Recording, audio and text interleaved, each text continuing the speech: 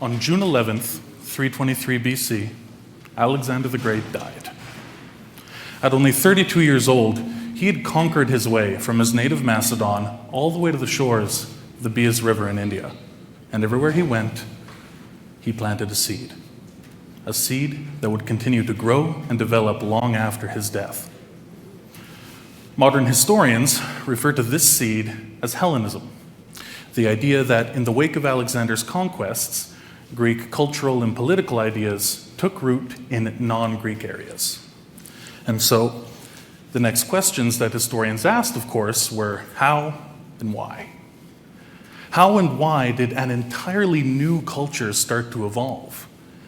And even though we've been investigating these reasons since the 19th century, we still don't have a totally satisfying answer.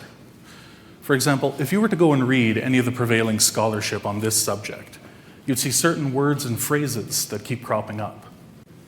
Words like fusion and apartheid. Words that call to mind a one-way flow of power, subjugated traditions, and a homogeneous population. But the reality is more complicated than that. And so my thesis argues that these people and places were not simply subjected to Greek political structure, as so much previous scholarship has suggested, but that they actually engaged in a complex network of interactions that allowed these indigenous populations to pick and choose which aspects of Greek culture they wanted to adopt. And so, to return to our seed analogy, for a very long time, historians couldn't fathom how Hellenism could continue to grow the way it did if it wasn't being actively cultivated by the Greek ruling class, the same way a gardener might manicure a plant. But as anyone who's ever seen a wildflower will tell you, you don't need to cultivate something in order for it to thrive. All that is required is that the conditions be right.